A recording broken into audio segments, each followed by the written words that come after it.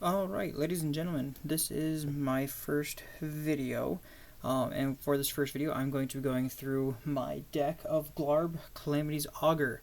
So Glarb is a frog wizard noble legendary creature 2/4 with death touch for a black, green, and a blue.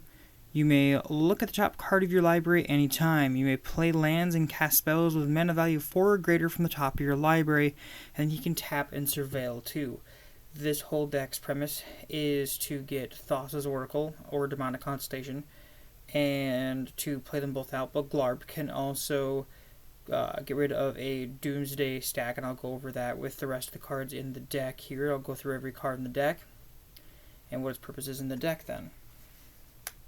So setting Glarb aside for now. So we're going to go through lands first. The first land that I have here is Arawara, Soaring City. It is one of the channel lands from the Kamigawa block, the newest one at least. So you can tap it to add a blue. It's a legendary land. You can channel it for 4. You can discard Arawara, Soaring City to return target artifact, creature, enchantment, or planeswalker to its owner's hand. This ability costs 1 less to activate for each legendary creature you control. So the channel is very hard to interact with when it comes to countering this ability. There's very few counter spells in the whole game that allow you to counter a channel ability. Thus why this card is really good in this deck. The next card is Gemstone Caverns. Gemstone Caverns, if you don't know what this does, is if this card is in your opening hand and you are not the starting player, you may begin the game with Gemstone Caverns on the battlefield with a luck counter on it. If you do, exile a card from your hand. You can tap it for colorless, but if it enters with a luck counter on it, instead you can tap it to add any 1 color of mana to your mana pool. This is an absolute CEDH staple. Can't have a deck without it. So thus is in this deck. Next one is Undercity Sewers. This is from Murders at Karlov Manor. This is the blue-black surveil land. It is an island and a swamp, so it's fetchable with fetch lands. And it does enter the battlefield tapped. However, when it enters the battlefield, you surveil 1, so look at the top card of your library, and you may put it in your graveyard. Glarb likes to be able to manipulate the top of the deck, so thus that is why it is in here. And next is Command Tower. We all know what Command Tower does, but just in case you don't know what Command Tower is, you can tap it to add 1 color of any mana of your commander's identity. So it can tap in this deck for a black, green, or a blue, since that is what Glarb's identity colors are in his commander cost. Next thing is Breeding Pool. Breeding Pool is the green-blue shock land. The forest and islands, it also is fetchable, as we all know, with shocks. Nothing to go much over there. And then Mana Confluence is the next land, which is Pale Life, and add 1 color of any mana to your mana pool. So this is a great, we want to call them 5 color lands. You can tap for any of the 5 colors. It's good in every single deck that you're going to run it in, probably maybe besides monocolor decks, just because you're not going to need that when you can just play a normal basic instead. So you have Overgrown Tomb. Again, this is the green-black shock land. Nothing much to go over here. Again, fetchable with your fetch lands. So then, the next thing that I have is this Tropical Island. This is one of the reserve list lands. I don't actually own one. This is a proxy. A couple of about 20-ish cards in this deck are proxied that I don't have because of budget reasons, and or I just have not been able to pick them up anywhere quite yet. So this is again one of the dual lands. This is the green-blue dual land. Then I have Marsh Flats, which is the white-black fetch land. So fetch lands are, you can pay life, sacrifice it, and then search your library for whatever the colors are. Marsh Flats is a plains or a swamp card, and you can play it because it does not have any color lands or colorless, so you can play it even though it says plains or swamp. I can go get any swamp card out of the deck that is fetchable with it and put it onto the battlefield, which is really nice that it enters the battlefield untapped. That is the main reason people play it. It enters the battlefield untapped. Misty Rainforest, again, another shock land, but this one is for islands and forests. And then you've got Polluted Delta, which is the blue-black fetch land. Again, nothing much to go over there. However, with this, you have Shifting Woodlands. This is one that came out in Modern Horizons 3 last May. Shifting Woodlands enters the battlefield tapped unless you control a forest. Now that's quite important because you don't want it to enter the battlefield tapped. You need to always enter the battlefield untapped when necessary. And you can tap and add a green mana to mana pool, which is fantastic. But it has the main reason you want this is because it has Delirium. For 2 green and 2, Shifting Woodlands becomes a copy of target permanent card in your graveyard until the turn. Activate only if there are 4 or more card types among cards in your graveyard. So this is absolutely fantastic, because if there's a permanent card that is in your graveyard that you desperately need to be able to copy, you definitely can, which is fantastic, because if there is a Grafdigger's Cage on the field or something else that is not allowing you to pull stuff back out of your graveyard, but this allows you not to pull from the graveyard, but to just become a copy of it, it works really, really nicely in all the decks. Then I have City of Brass, this nice looking full art City of Brass here. With this, this is whenever City of Brass becomes tapped, it deals 1 damage to you, and then you add any color of mana to your mana pool. So this card is quite good. It's quite like Mana Confluence, because if you're not paying any life, this is dealing damage to you. There is a big difference with that, and that's whenever it becomes tapped, period, either by its own ability to tap for any color mana, or from an ability elsewhere on the field for it becoming tapped. The next one is Manamo, School at Water's Edge. This is an actual Manamo. This is not one of my proxies. This is a foil version of it. I was really glad to pick it up for what I did. So this is a legendary land. Taps for any color, or taps for a blue mana to your mana pool. My apologies. And you can pay blue to then tap it. Pay blue, tap this land, untap target legendary permanent. So it's good with Glarb, because with this on the field and Glarb on the field, if you have a Doomsday pile, you can use Glarb's ability twice to surveil 4 times, and you go on through your entire pile there. Or this allows you to untap the One Ring. Most people are playing this in blue decks because of the One Ring allows you to then activate the One Ring twice in 1 turn, which is fantastic. The next thing I have here is Gaia's Cradle. This is a proxy. I do not own a Gaia's Cradle, unfortunately. But Gaia's Cradle is you can tap and add green mana to your mana pool for each creature you control. It's a legendary land. So this is in the reserved list. This is a very powerful land. I don't have $900 to spend to pick up this card, unfortunately. I wish I did. Next card we have is Bloodstained Mire. This is pay a life, sacrifice Bloodstained Mire, and choose your library for a Swamp Remnant card and put it on the battlefield tapped, then shuffle your library. So this is just the red-black fetch land. It's fantastic. All the fetch lands are absolutely fantastically great. I love them to death. They're awesome. The next card is Bayou. So this is another one of my proxies. This is another one of the lovely dual lands. This is the Swamp and Forest one. Again, these are fetchable with all fetch lands. I may not say Forest and Swamp up here by the land type, but these were printed before. That was a necessary thing. They were printed before fetch lands, so that was not a thing, but they are fetchable now. Next card we have is Underground Sea. So this is the blue-black dual land. So again, same thing, fetchable with all fetch lands. Next card is Exotic Orchard. You can tap and add any one color that a land and opponents could control could produce. So if they have a command tower, you can tap it for any color that their commander could tap for. Or if they have a 5-color tap land, which most people are playing City of Brass and or Mana Confluence, then you're able to tap for any color of mana, period, which is absolutely fantastic to see.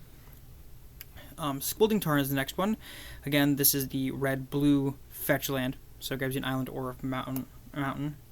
Next card I have is Watery Grave. This is the blue-black shock land. Again, fetchable with all fetch lands that it can be fetched with. Verdant Catacombs is the green-black fetch land, which is absolutely fantastic. Next, I have this wonderful island.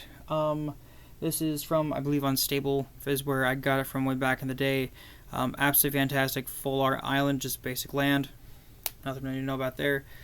Then we have Boseiju. This is another one of my proxies. Unfortunately, I may need to pick up a Boseiju here real soon. This is another channel land from Kamigawa. This costs 1 less to cast for each legendary creature you control, just like the last one, like Adawaro. And you can pay 1 green, discard Boseiju, destroy target artifact, enchantment, or non-basic land opponent controls. That player searches their library for a land card with a basic land type, puts on the battlefield, then shuffle. See, that is a really good thing to know, because not all lands... It doesn't say basic land, it says a card with a basic land type, so they can technically go grab a dual land if they have it and put it on the battlefield, or monocolor can go grab a basic land. So really good to understand that, because you can also grab a shock land with this. But again, this costs 1 less to cast for each legendary creature you control. So for 1 green mana, you can go blow up somebody's risk study and then stop them from asking you if they want to pay the 1. Next thing is Urza's Cave. This also came out in Modern Horizons 3. Taps and adds a colors to your mana pool, or you can pay 3, tap and sacrifice this, search your library for a land card, put it on the battlefield tapped, then shuffle. This card's really good if you are in desperate need. It is basically more expensive crop rotation. You are able to go grab like a Gaia's Cradle or something like that if you're in desperate need of more mana, a lot of mana. This can go get it too. It doesn't have to feel tapped though, however, so it's not as fantastic, but it is very good in a situation where if you're missing a color or something like that, you can draw this. It's a really slow fetch, but it is really good because you can grab any land that you need from your deck, any land. Next we have Wooded Foothills. This is the green-red fetch land. So again, same thing, pay a life, sacrifice it, go search for whatever color of land it can grab. Next card is Ancient Tomb. Ancient Tomb is a land that can tap and add 2 colorless to your mana pool, and it deals 2 damage to you. This is literally basically Mana Crypt on a land. It's so much better. I don't understand why Mana Crypt was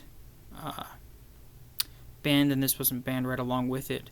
But again, very powerful, very, very, very much an expensive card. Again, this is a proxy of mine. I wish I had a real one. I'm thinking about picking up Balin's Tomb, the copy of it that came in Lord of the Rings. So, next one is the green-white fetch land, Windswept Heath. Again, pay life, sacrifice it, search your library for a forest or plains card, put it on the battlefield, and then shuffle. So, there's that. One last land for us is this swamp. This swamp comes from, I believe, Lost Caverns of Ixalan. This is the Jurassic World land, or the Jurassic Park lands. So it flips over from that side to this side. It's the scene from, I believe, Jurassic World 3 when they're on the river with the Spinosaurus. So now actually into the heart and soul of the deck. First is the enchantments. First up is Necropotence. Necropotence is a 3-drop enchantment for 3 black pips. It is an enchantment with skip your draw step. Whenever you discard a card, exile that card from your graveyard. Very important to note that whenever you discard cards, you do that. And you can pay life and exile the top card of your library face down. Put that card into your hand at the beginning of the next end step. So, this is very much like, this is a difference between this card and Necrodominance, the one that was also printed in Modern Horizons 3. This one is pay life, exile the top card of your library face down, put that into your hand at the beginning of the next end step. So you were not drawing cards, you were putting cards into exile, and then putting those cards into your hand at the beginning of the next end step. So if anything prevents you from putting cards from anywhere else into your hand, it would definitely shut this off, but this is very powerful. This is one of the most powerful cards in the deck. I would say this is probably maybe not as good as Ad Nauseam, but pretty much it's equal in that. Next is everyone's lovely favorite, Heuristic Study. Heuristic Study reads, it is 2 generic and a blue enchantment. Whenever an opponent plays a spell, you may draw a card unless that player pays 1. This is all part of the Heuristic land base that came out, and I don't remember what set it was. But whenever a player casts a spell, you draw a card unless that player pays 1. It's always, every time somebody does something, it's an automatic, do you pay the 1? More than likely, everyone in CDH is going to pay that bloody 1 because they can and they will, and they don't want to give you any card advantage, but this is really, really good. One of my favorite cards of all time. Literally just got that from a friend of mine a couple of days back. Next card we have here is Mystic Remora. For a single blue pip, it has a cumulative upkeep of 1. So basically every upkeep you have to pay 1 mana the first time around, second time is 2, third time is 3, fourth time is 4, and so on and so forth. However, why this card is so good is whenever target opponent successfully casts a non-creature spell, you may draw a card. That player may pay 4 to counter this effect. So this is the same thing as Heuristic Study, except for it's only non-creature spells. So whenever an opponent casts a non-creature spell, unless that opponent pays 4 mana, you draw a card. It's fantastic. It is almost, if not better than Heuristic Study, just because you're going to basically always draw that card because nobody's going to pay the 4 mana, to prevent you from drawing your whole thing. It's fantastic. Next card we had the last enchantment of the deck is Burgeoning. For a single green mana, the enchantment reads, whenever an opponent plays a land, you may put a land from your hand onto the battlefield. Simple as that. It is absolutely beautiful. That Secret Lair art is tremendous. It is fantastic. Absolutely love that art. So now starting our sorceries. First one we have is Reanimate. Reanimate reads, it is 1 black mana as a sorcery.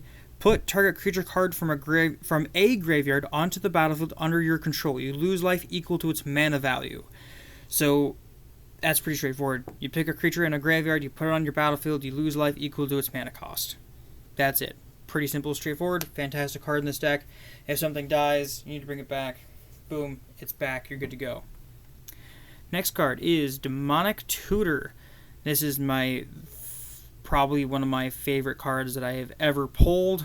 I got this from the Eldrazi Commander, from Commander Masters in that little booster pack. I opened this up, and this was like my first like huge hit that I've ever gotten, and this is pretty dope. Full art. Demonic Tutor. I wish it was foil, but it's not, unfortunately. But, you know, it's still dope. So, Demonic Tutor is 1 in a black, and you can search your library for a card, put it into your hand, then shuffle. Simple as that. It's the base-ass tutor. You go grab a card, put it in your hand, shuffle up, you're good to go. Have that card then. Next one is Imperial Seal. Quite like Demonic Tutor, but a little bit different. Imperial Seal is 1 black mana, search your library for a card, then shuffle, and put that card on top, you lose 2 life. So you go search your library for a card, you're going to put it on top, and you're going to lose 2 life. Pretty simple. You know, straightforward. You know, you're going to shuffle like the last one. You're going to put a card not in your hand, but on top, and you're going to lose 2 life. That's the only difference. This card goes on top, not in your hand, so it's not, I don't say it's not better than Demonic Tutor. Next one is Dark Petition for 3 mana and 2 black pips. It is search your library for a card, put that card in your hand, then shuffle. However, it also has Spell Mastery. If there are 2 or more instants and sorceries in your graveyard, add 3 black mana to your mana pool. So in addition of this first ability activating, if you meet the requirements of the second one, being that there are 2 or more instants or sorceries in your graveyard, you get to add 3 black mana back to your mana pool plus searching for a card. This is basically a Demonic Tutor and a Dark Ritual put into 1 card. It's fantastic. It's awesome. Next card is Praetor's Grasp. So, for 1 generic and 2 black pips, search target opponent's library for a card and exile it face down. Then that player shuffles. You look at that card and may play that card as long as it remains exiled. This is fantastic. This is absolutely awesome. I love this art of this Praetor's Grasp. It's awesome. Absolutely love it. With this, you can do all kinds of stuff. You can grab somebody else's Ad Nauseam. You can go grab somebody else's Demonic Tutor if you know somebody else is playing a tutor. It's so good. You can go grab somebody else's Wincon. If your Thassa's Oracle has already been countered, you can grab somebody else's Thassa Oracle from their deck that they haven't played yet, and then you can cast it, and then resolve your own Demonic Consultation afterwards. It's fantastic. It's a great card. I love it to death. Next thing is Gentaxian Probe for a Phyrexian Blue. A Phyrexian Blue can be paid with either a blue mana or 2 life. You can look at target player's hand and draw a card. This is fantastic. Turn 1, before you even play a land, you can pay 2 life, look at target opponent's hand. If you're scared of somebody and you know that they're playing a lot of counter spells, you want to look at somebody's hand to see if you have a turn 1 when you want to go for it and you have a Gentaxian Probe. You want to make sure that you're free and in the clear to go ahead with your plan. Boom. Best card right there. That's the best thing you can do right there is a Gentaxian Probe turn 1. Next thing is Yawgmoth's Will. This is a reserve list card. It'll never get reprinted. This is a proxy. I don't have $200 to spend on a Yawgmoth's Will. I wish I did. Wish I could. But Yawgmoth's Will reads 2 generic mana and a black pip. Until the end of turn, you may play cards in your graveyard as though they were in your hand. Put those cards into your graveyard. If those cards would put into your graveyard this turn, remove them from the game instead. Basically, you can play every single card in your graveyard, but if it go back to the graveyard that turn, they get exiled. So it's fantastic. If anything gets countered, you can recast everything. You can recast a Praetor's Grasp, a Gentaxian Probe, a Tutor, anything along those lines. It's fantastic. It's your last resort. Bing, bada, boom. Good to go. Now, next card in the deck is Culling Ritual. This is a 2 generic black and a green mana for a sorcery that destroys each non-land permanent with mana value 2 or less. Add black or green for each permanent destroyed this way. So you can, in any combination of colors of black or green, you can add it for each mana value that was destroyed with mana value 2 or less.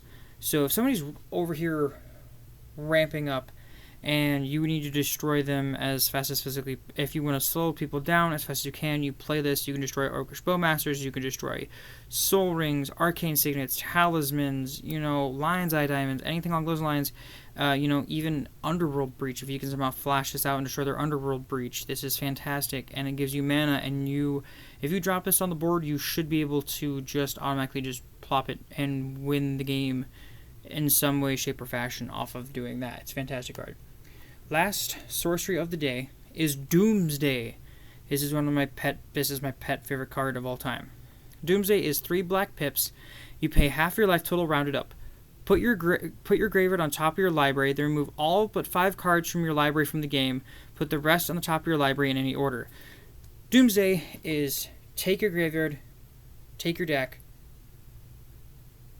go through them, pick 5 cards, take the rest, throw them into exile. Those 5 cards now become your library, and you play with those.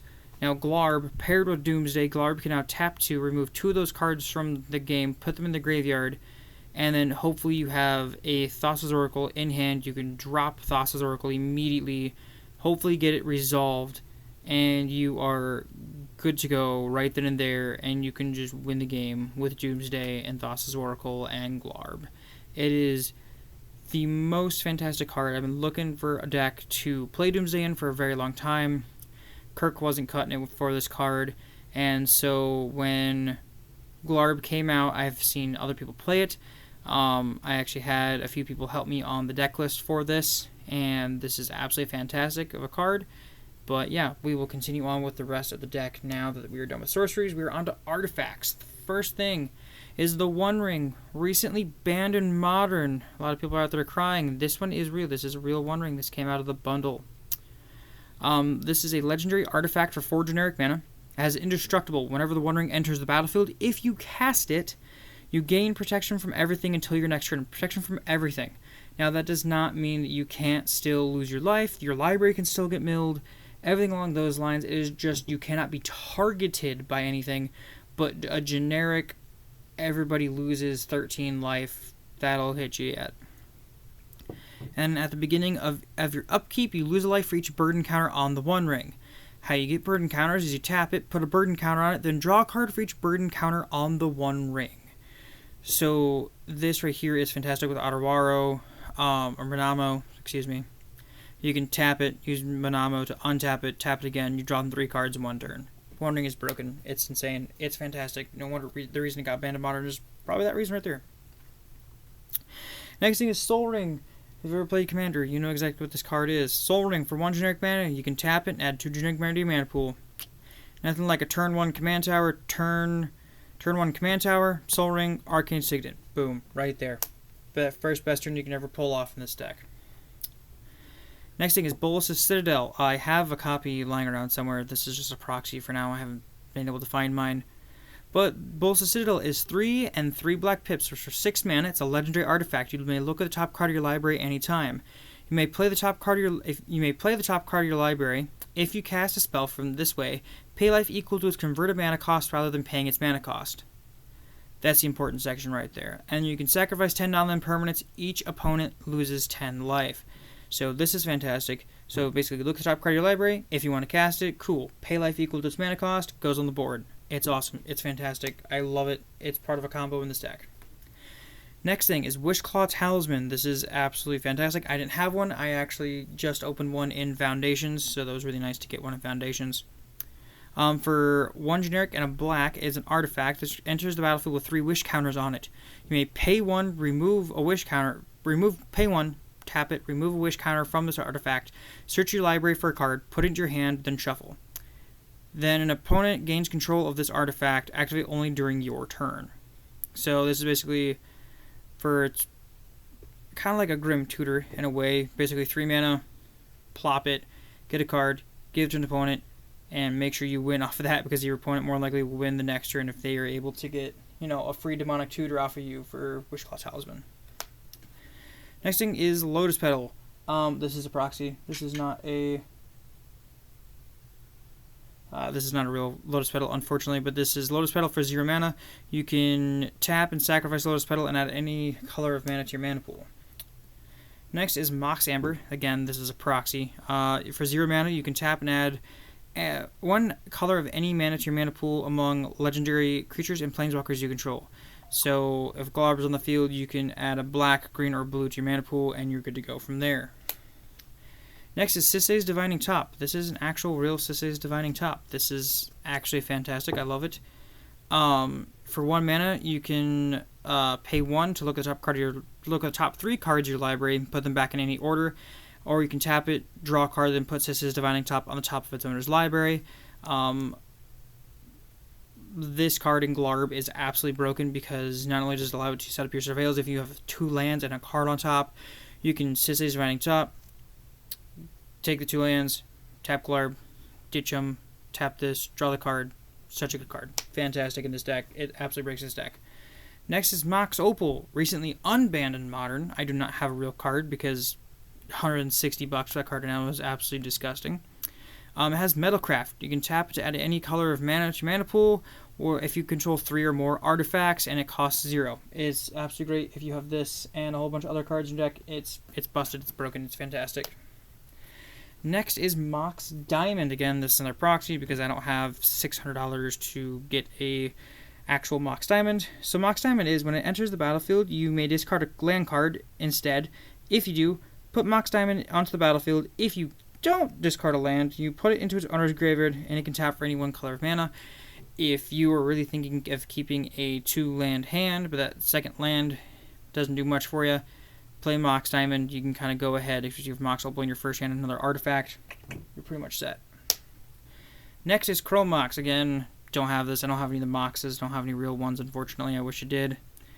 This is Imprint. Whenever it enters the battlefield, you may exile a non-artifact, non-land card from your hand. And then you can tap for any 1 color of mana equal to that card's color. So if you exile a green card underneath of this, then you go ahead and you get a green mana when you tap for it. It's fantastic. Even multicolor, it can tap for 1 of the 2 or 3, whatever is multicolor.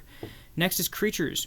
With Creatures, the first thing we have is the Lighted Halfling. Came out of the Lord of the Rings set, which is absolutely fantastic. That was almost 2 years ago now. My gosh. For a single green is a 1/2. It can tap for a colorless mana, or it can tap for any color. Spend this mana to cast legendary spells, and that spell cannot be countered. So it can only be, it can tap for any color as long as it's cast a legendary spell, and it can't be countered. So like your commander, boom, automatically can't be countered. It's fantastic. Love it. It's a great card to have. That I have. That's a real one. I think I have 3 right now. So it's fantastic. Next is 6. Also came out of Modern Horizons 3. 2 and a green. Reach. Whenever 6 attacks, mill 3 cards. You may put a land from your hand among them into your hand. And as long as it's your turn, non-land permanents in your graveyard have Retrace. So Retrace is you can discard a card in addition. You can discard a land card in addition to paying its other costs, and then you can recast it from the graveyard. It's fantastic. It's great. Unfortunately, it just kind of dies to Grafdigger's Cage. Next thing is Deathrite Shaman. It's a 1/2 for a black or a green. You can tap it and exile a land from a graveyard. Add 1 mana of any color to your mana pool. For a black, you can tap it and exile target instant or sorcery from a graveyard. Each opponent loses 2 life. For a green, you can tap and exile a creature from a graveyard. You gain 2 life. It's fantastic. It's awesome. Exile a fetch land. Add a color of mana. It's great. Next thing is Fairy Mastermind. It is a 2/1 for a colorless and a blue. It has Flash and Flying. Whenever an opponent draws their second card each turn, you draw a card. You can pay 3 generic and a green. Each player draws a card. It's fantastic. I love it. I love that it has Flash. That's what makes it even better. Next is Talion, the Kindly Lord. For 2 generic, a blue and a black, it is a 3/4 with Flying. As Talion enters the battlefield, choose a number between 1 and 10. When an opponent casts a spell with mana value, power, or toughness equal to the chosen number, that player loses 2 life and you draw a card. Honestly, if you can get Talion out turn 2, 3 in a game, you want to start playing 1 drops or 2 drops, maybe even 3 drops with Talion. You're looking at a fantastic thing. I think Talion usually drops and you're going to pick 2 because it's just that good. Next is Laboratory Maniac. If you would draw a card while your library has no cards in it, you win the game. It's a 2/2 for 3 mana.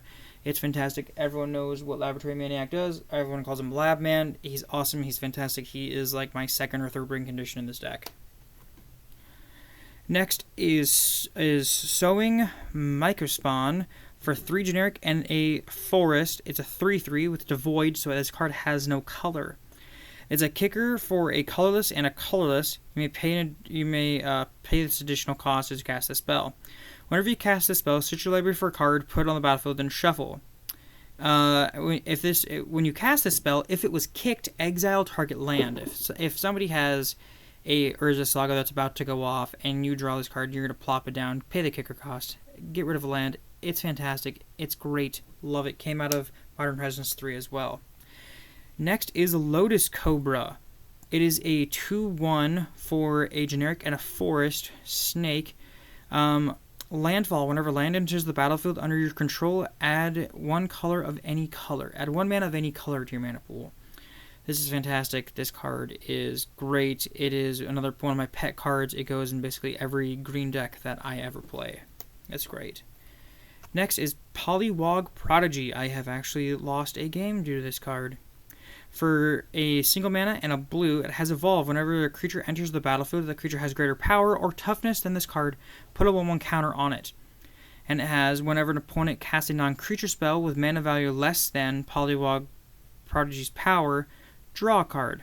I've had it before where I had a Thassa's Oracle resolving on the stack, but I had a Polywog Prodigy on the board, and they cast a and he had 2 power, and somebody cast a Swords to Plowshares, and I had to draw a card with no cards left in my library, and I ended up losing the game instead of winning it. So, great card, but again, just had the one moment where it wasn't great. So, yeah. Next is Seedborn Muse. We all have seen this. We all very much dislike it when it's against us, but love it when it's ours. For 3 generic and 2 forest, it's 2/4. Untap all permanents you control during each other player's untap step. If you are going around a full turn rotation and this card is still on the board, I don't know how you haven't won already. Next is Opposition Agent. I feel like I need to go take a bath after having this actual card. For 2 generic and a black, is a 3/2 with flash. You control their opponents while they're searching their libraries. While an opponent is searching their library, they exile each card they find. You may play those cards as long as they remained exiled, and you may spend mana as though or of any color to cast them. This also includes fetch lands. You can go, if they're going to go grab a land, flash this out. Sorry, no, the land's mine. Or if they're going to tutor or anything like that, sorry, mine now.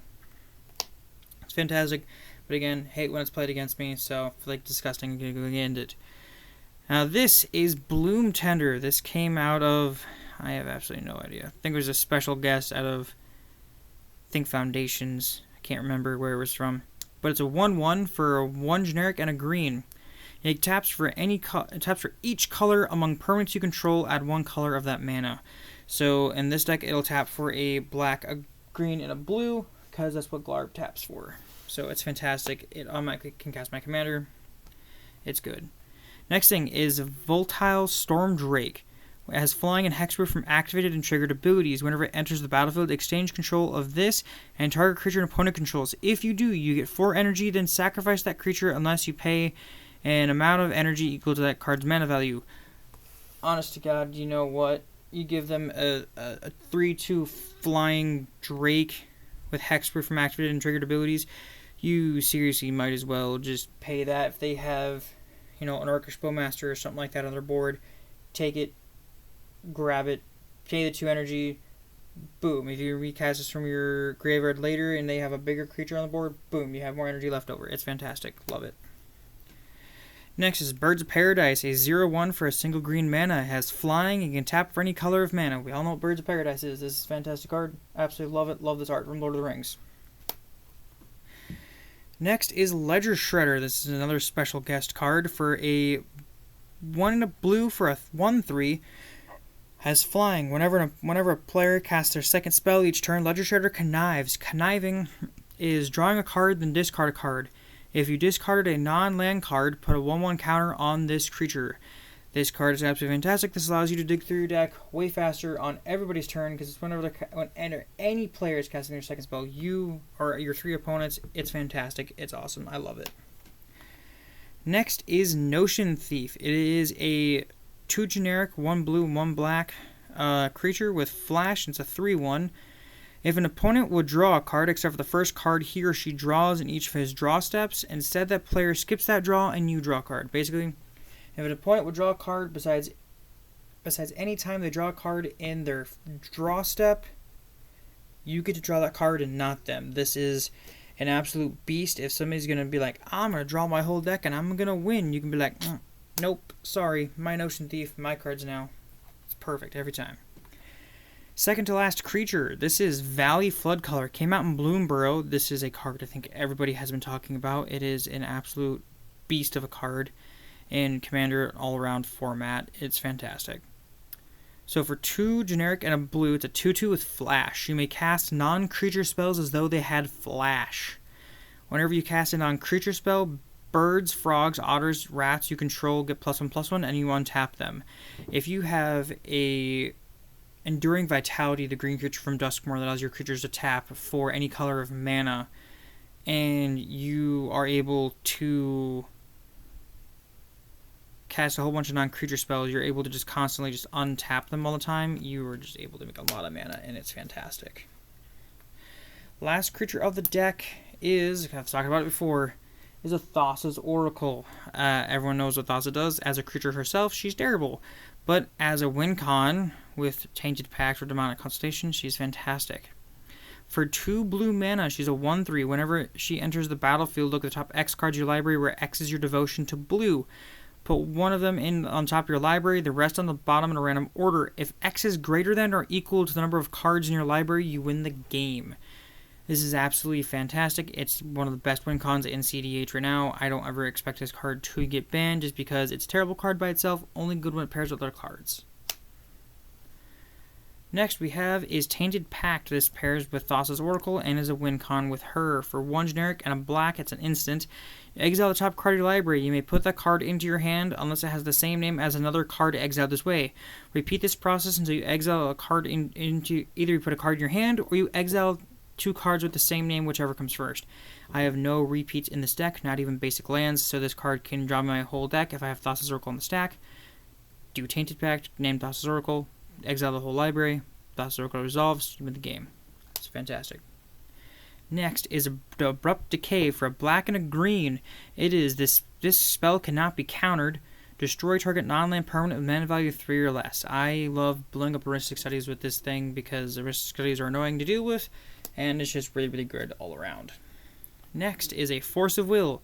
This is actually a real Force of Will. I have this. I bought this. Can't believe I actually bought this. This is insane. So for 3 generic and 2 blue, you may pay a life and exile a blue card from your hand rather than paying Force of Will's mana cost.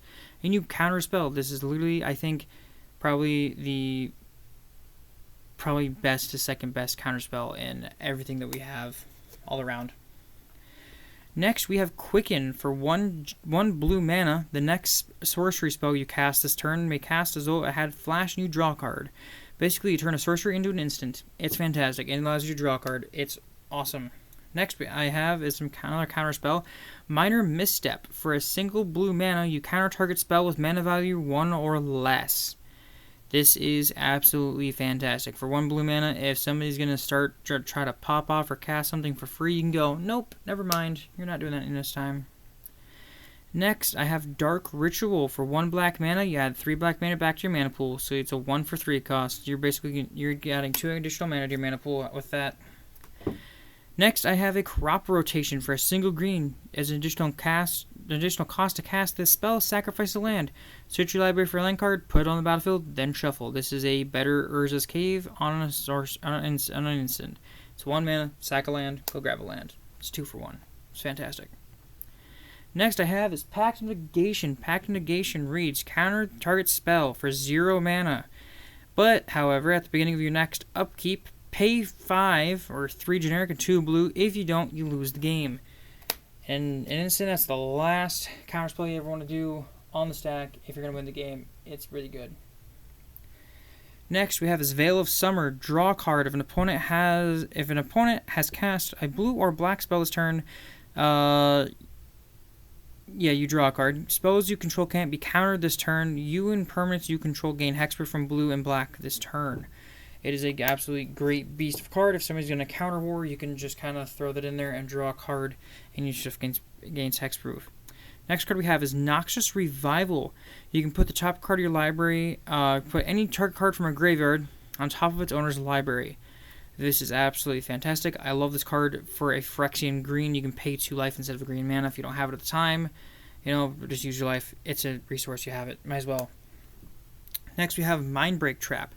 For 2 blue mana and 2, it is an instant trap. Have not seen these in a very long time. If an opponent has cast 3 or more spells this turn, you may pay 0 rather than pay the spell's mana cost. Exile any number of target spells. You can exile an entire stack off this. They're exiled. They're not going to the grave. They're exiled. It's fantastic. Next, we have Into the Floodmaw. For a blue mana, it's an instant. You can gift a tapped fish. You may promise an opponent a gift as you cast the spell. If you do, they create a tapped 1/1 blue fish creature token, and that allows both effects to activate. But if you don't gift a fish, you can return target creature card to an opponent's hand. If the gift was promised, instead return target non-land permanent an opponent controls to his owner's hand. It's fantastic. It'll stop an underworld breach if you gift a fish. It's fantastic. Next is Dismember. This is probably my top 10 favorite card of all time. For a single mana and then 2 Phyrexian black, or 2 black and 1, or 4 life and 1, target creature gains -5/-5 until end of turn. It's fantastic. It can kill a creature. It's good. Next is Mystical Tutor. For a single blue, you can search your library for an instant or a sorcery card, shuffle your library, and then put the card on top. It's great. It's fantastic. We all know what it does. So next is Worldly Tutor. We're getting down there. We're almost done here, guys. Next is Worldly Tutor. You can search your library for a creature card, reveal it, then shuffle, and put that card on top. It's good. It's great. It can get me Thassa's Oracle on top right when I need it. It's good. Next is Fierce Guardianship. I love this art. This is from that one secret lair. I can't remember what that secret lair is called, but I got this card from that secret lair. Fierce Guardianship. For 2 and a blue, it's an instant. If you control a commander, you may cast the spell without paying its mana cost. Counter target non-creature spell. It's good. It's great. It's one of the best free counter spells out there. Next is Obscuring Haze. For 2 mana and a green, it's an instant. If you control a commander, you may cast the spell without paying its mana cost. Prevent all damage that would be dealt this turn by creatures your opponents control. That is absolutely fantastic. It's great. It's fantastic. I think the next one in that would be then Deadly Rollick. We're going to go with the next one here. If you control a commander, you may pay this card without paying its mana cost. Exile target creature for 3 and a black, or it's free if you control a commander. It's fantastic. With the Glarb being so low, you can just do it right away. Next, we have his Vampiric Tutor. For a single black, you may search your library for a card, then shuffle, put that card on top. If you do, you lose 2 life. So, this is Imperial Seal, but in instant speed. It's fantastic. I love doing things at instant speed. It's the best thing I can do in this deck. Next is Seed Time. This is a really funny card from way back in the day. For a colorless and a green, you may play Seed Time only during your turn. Take an extra turn after this one if an opponent played a blue spell this turn. So if you're going to do something and you're going to bait at a counter spell, you can be like, oh, hey, guess what? I'm going to Seed Time, and now I get to play I get to take an extra turn after this one. It's a green extra turn spell. It's really funny. You always know somebody's been playing blue against you, or to counter your stuff. Next thing we have is Flare of Denial. You may sacrifice a non-token blue creature rather than pay the spell's mana value. Counter target spell. Otherwise, it's 2 blue and 1. Again, a great another thing. If your commander's not doing anything, or you have another blue creature, go right ahead and do it. Next is Demonic Consultation. This also pairs with Thassa's Oracle. For a single black, name a card. Remove the top 6 cards of your library from the game and reveal the next card to all players. If that is the name card, put it in your hand. If not, remove that card from the game and continue revealing the top cards of your library and removing it from the game until the name card appears. If not, well, then guess what? You're going to win the game with Thassa's Oracle. It's fantastic. I love it. Next is Born Upon a Wind. This is probably my third favorite way to win in this deck. I can cast everything at flash speed. You may cast spells as turns as though they had flash. Draw a card for a single colorless and a blue. If you were just like, hey, guess what? I can't win on my turn because I know somebody else has got something else going on. Just win at instant speed with that. It's fantastic. Next I have is Gush. For 4 generic and a blue, you may return 2 islands from the you control their owner's hand. Instead of playing Gush's cost, you draw 2 cards. If you really need to draw some cards and get going, you can return 2 islands to your hand. Perfect every time. Next is this cool Japanese counter spell. You counter target spell for 2 blue mana. It's fantastic. I love it. The OG. Next we have is Flusterstorm. For a single blue mana, counter target instant or sorcery unless its controller pays 1. But it has Storm. When you cast this spell, copied for each spell cast before this turn, you may choose new targets for this copy. This is for each spell, not spells you've cast, but spells that everybody has cast. If this isn't a large chain of cards going off, this card will just blow through an entire stack of cards. Next is Cyclonic Rift. For 1 blue, or for 1 generic and 1 blue, it's an instant. Return target non-land permanent you don't control to its owner's hand. Now it's target non-land permanent, so there's just one. However, it does have overload, so instead of target, it says each. You can bounce an opponent's entire board back to their hand for this. Alright, we only got 2 cards left here. Next one is Swan Song. For a single blue mana, you can counter target enchantment, instant, or sorcery spell. Its controller creates a 2/2 blue bird creature token with flying. Fantastic, one of the best counter spells, probably number 6 in my opinion. Best counter spells.